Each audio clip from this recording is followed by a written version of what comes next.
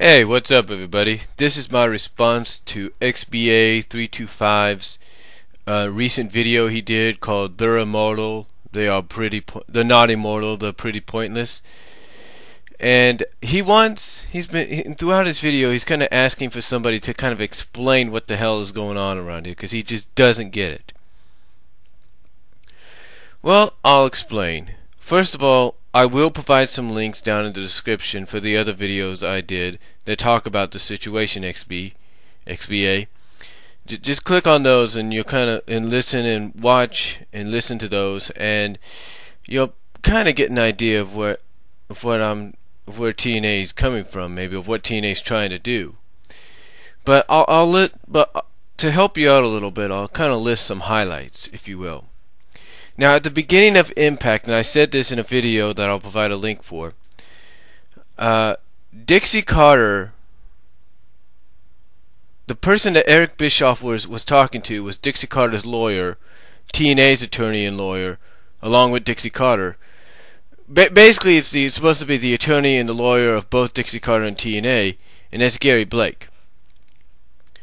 Now, basically, Gary Blake is blaming Bischoff for making Dixie Carter sign contracts that were not the right contracts. Basically, what Gary Blake, the attorney here, is telling Eric Bischoff is, hey, you rewrote the contracts that I sent to you for Dixie to sign into contracts that you, Eric Bischoff, wanted her to sign. Like, for example, 2 weeks ago on Impact, on the live Impact, the paper that her lawyer had sent originally was supposed to be the paper to terminate Abyss from TNA because of what he had done at the beginning. Now, unfortunately, the paper that Eric Bischoff brought in was not that paper. Instead, what we found out, as Taz mentioned it at the beginning of Impact, and as everybody speculated on, Dixie Carter, the paper that she signed out of, I guess, anger and frustration, and didn't bother to look at it because, she was so frustrated and everything, was not the contract to terminate Abyss, but storyline wise, and again, you could check this out in some of my videos I did, storyline wise, was a contract signing over TNA to Eric Bischoff and Hulk Hogan. So basically, instead of signing Abyss into termination, she instead signed over her company to Hulk Hogan and Eric Bischoff. Now, the lawyer basically says, before he leaves, that Eric has not seen the last of him and he's not going to get away with this. And again, to me, as I mentioned in my previous video, XBA, that you will watch here when I provide the link, when you bring in an attorney or lawyer figure in a storyline, and you may know this, you may agree with this, when you bring them in, especially if it's at the beginning of a storyline, then you know for damn sure this storyline, this angle, if you will, is not going to last very long. Now, later on in that night, Dixie Carter does confront Eric Bischoff in the hallway. She slaps Eric in the face. And then later on that night again, she talks to them in the office, in Hogan's office. And basically, Hulk Hogan tells her the same crap, gives her basically the same line that he said 15 years ago. Now, 15 years ago, if you remember right, 14 years ago, Hulk Hogan, when he turned heel and became part of the NWO, basically said in his promo afterwards that Ted Turner had promised him all this, promised him all that, and basically promised he'd be the happiest guy in WCW. What's Hogan do 15 years later, XBA? he tells Dixie Carter the same thing. He said, "You promised me I'd be the happiest guy in the world. Well, here in TNA. But instead you sold me a no-good load of crap, if you will. A no-good load of goods." So that's why he did what he did.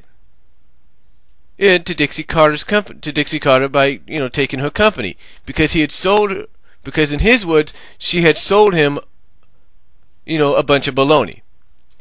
And that when he calls, and this is some of the things he said, one of the things he said is that when he calls, people listen. Now Dixie tries to say, hey, we have called, we have talked, and that you're making, and she basically told Hogan, hey, what you're saying is nothing more than an excuse. Now, yeah, she does call Eric Bischoff a smug shit, because he's acting all like, yeah, because he's got this attitude like, yeah, well, you brought this on yourself, we outsmarted you, and this just proves you don't belong in the wrestling business. Come on. Now Dixie basically goes on to say, yeah, we have been talking since day one. She holds up a picture of when they first officially announced a partnership, but still, Hulk Hogan says she didn't make him happy. And in his promo in the ring,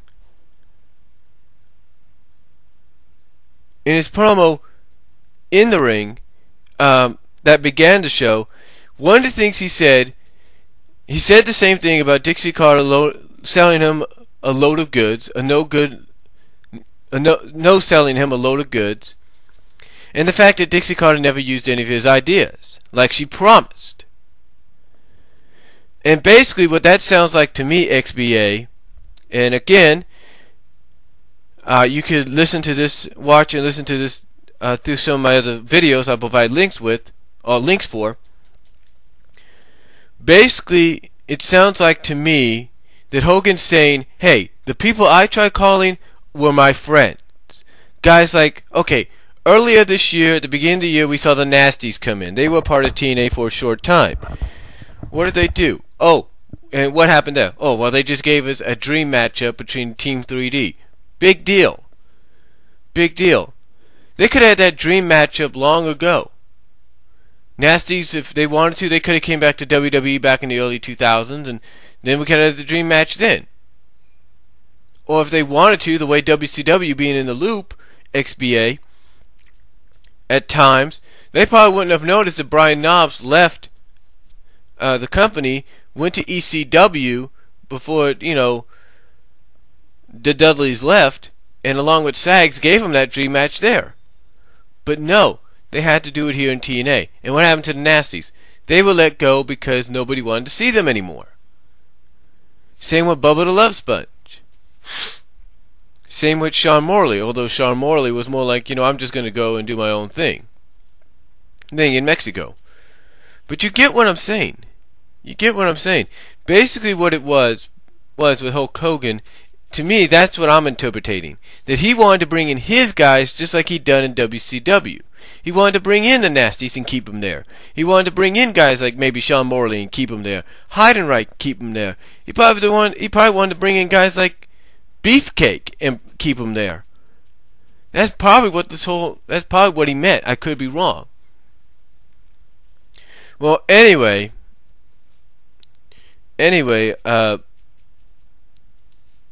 Hogan then, well, not Hogan, but Dixie then tells Hogan and Bischoff they're going to have this company over her dead body. And to me, XBA325, when you add in that, the president, or now former president, storyline-wise, saying to two guys that stabbed her in the back, Hogan and Bischoff, that, hey, you're not going to get away taking over my company, and it's going to be over my dead body, basically, and you add that with the fact that her lawyer is saying, hey, you haven't seen the last of me, and you're not going to get away with this kind of deal. What do you think's going to happen? Honestly, how long do you think it's going to last before those two show back up on television, and Dixie sort of gets back part of her company? Tell me that. I mean, I honestly said this, and like I said in one of the videos I'm going to provide a link for you with. I can honestly say I think Vince Russo knows that, yeah, let's start this out, let's see how long it lasts, but let's have a contingency plan by having this lawyer come in and then having Dixie say what she says, have a contingency plan just in case we have to end it soon. So anyway, that's what's going on. Now Jeff Jarrett, his promo, his reasoning for being part of this is because Dixie Carter stole his company. She basically Jeff Jarrett says that Dixie Carter took away his company out from under his feet and used her daddy's money to do whatever she wanted with it. The reason, storyline-wise and real-life-wise, Dixie took the company away from Jeff and then suspended him was due to the personal issues between Kurt, Karen, and Jeff. That's why. And yeah, now they're integrating that into a storyline. Now, as far as Fortune goes, yeah, I know a lot of people were hoping maybe Fortune would be like the face group. No. Here's what's going on. Fortune, I believe, joined up with the Immortals because it's the guys, the TNA originals, along with Ric Flair, they're telling Dixie Carter, hey, you turned your back on us, we're going to turn our backs on you. You know, you want to bring... I mean, this is the way I look at it. Fortune, who comprises mostly of TNA originals, with the exception of Matt Morgan, who everybody knows was WWE, and Ric Flair, but mostly TNA originals like AJ, Kaz, Doug Williams, and Beer Money. Basically, them siding with Hulk Hogan and Eric Bischoff is their way of telling Dixie Carter, "Hey, you turned your back on us. We're going to turn our back on you. You want to bring in all these big name stars from the WWE to take our spots? You know what? You know, fine. We'll join up with Hulk Hogan and basically take over this company and kick you out." That's the way it looks like to me. Now, do I see this lasting for very long? No, because like I said in my other videos, the only way this is going to work, one of the main ways this is going to work is if they balance it out. And that what I mean by balancing it out is to give both the TNA face side and this Immortals / Fortune heel side a balancing out by giving them both even playing fields and giving them both important victories. Like, let's say down the line, RVD is going to take on Jeff Hardy for the world title. Let RVD win the championship and maybe add in a stipulation that if RVD wins, then Dixie Carter gets back part of her company and becomes president again. That's what I would do. If you want to balance it out and not make it seem like, oh, it's just NWO rehashed. That's what I would do if I was TNA and I was smart enough. That's what I would do. Either that or end it, like I said, before it really starts lasting too long. And I've already said, and I've already pointed out that if you look at the pay-per-views coming up, look at the names of them, Turning Point and Final Resolution. If they don't balance it out, or probably end it before it really gets started, or something like that, then TNA is going to really go down the shitter. I mean, yeah, they got the highest rating, XBA, but it was only because, like I said in my other videos, they said Bound for Glory was going to change everything, and wrestling fans, whether they were TNA fans or not, tuned into Impact to see exactly what the change was going to be. So that's why they got the biggest rating. But hopefully XBA325, that helped out a little bit in an explanation as to what is going on there in TNA. I mean, yeah, Mike Tenay said in one of his videos nobody would have listened to Sting and Nash. We all knew exactly what was going to happen. It's just that everybody else was caught up in Hulk Hogan being part of TNA, storyline-wise. They were all caught up in Hulk Hogan being part of TNA. Excuse me, I hit the mic there.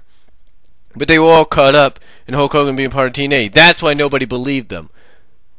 That's why nobody believed him, because they were all caught up in Hulk Hogan being part of TNA, including Dixie Carter. But believe me, Sting will be back. RVD will be in the middle of this. Pope will be, Anderson, Angle. Everybody, they got the major players. They just need to put them together. But anyway, that's all I'm going to say about this. And hopefully that helped out XBA325. If it didn't, let me know. And I'll talk to y'all later. Keep up the good work on the videos. And bang to you too.